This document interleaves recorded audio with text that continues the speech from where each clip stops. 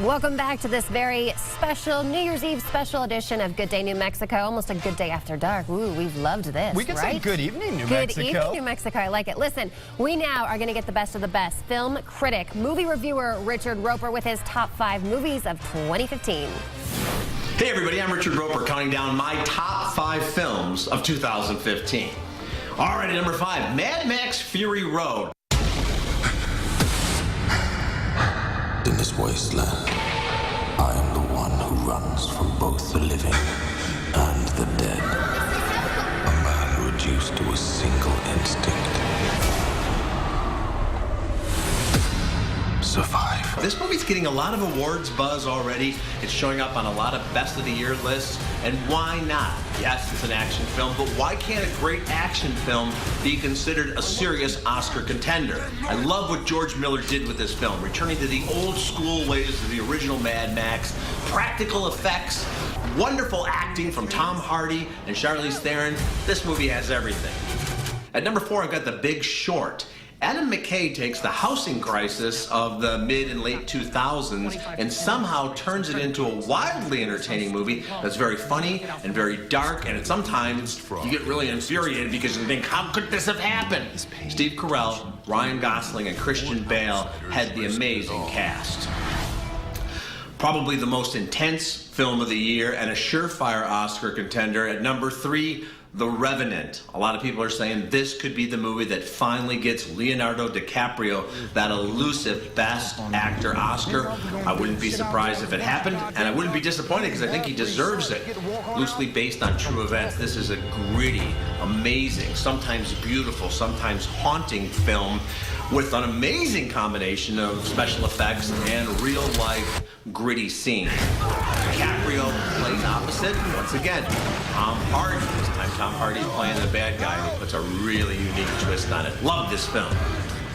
At number 2, a movie I embraced from the moment I saw it. It's the Pixar animated adventure Inside Out, which of course is an adventure mostly inside the mind. This movie has gorgeous colors and wonderful characters, and it works very well as a children's film, but let's face it, there's a lot of this that's really for adults.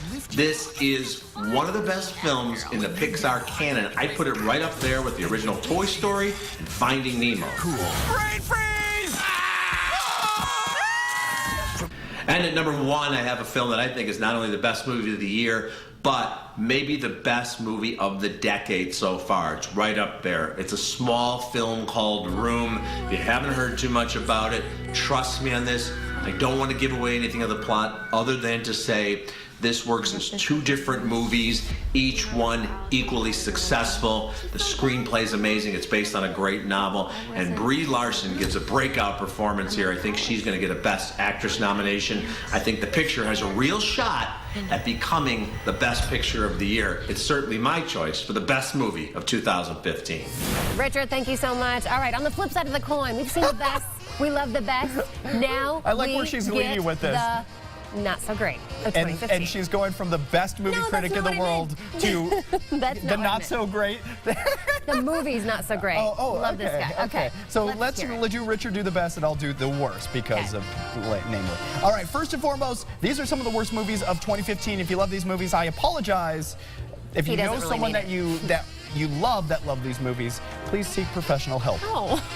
I'm All right. just kidding. Coming in no particular order. Go ahead. Let's start off with this one. Mila Kunis, Channing Tatum, they fall in love. There's things happening in space, and it is Jupiter Ascending as this movie is falling. It was kind of an insane, over-the-top Wachowski siblings flick, but it's one of these movies that you just have to see to disbelieve in how terrible this movie was. Also coming out, or came out, was The Fantastic Four. A lot of people thought it was fantastic just because of the title, but unfortunately, they thought wrong because guess what? This movie was awful. It should have been the worst four. He's sorry, Michael B. Jordan. Michael B. Jordan, you're a fantastic actor. I love almost everything you're in. And I said almost. It's all right. He was laughing all the way to the bank. Go ahead. Hot Tub Time Machine 2, yes, it's a comedy. Comedies do get a bad rap, but there was no reason for this one. The first one was an instant classic, but this one, it felt a little pandering. It felt like they were forcing jokes. They felt like they were making things up because this movie was just not good. Back in the back in the tub. Another one is a CIA spy movie, which was also kind of a stoner comedy, but yet it was not a comedy. It was a little more just stoner, depressed CIA movie called American Ultra, starring Jesse Eisenberg and Kristen Stewart.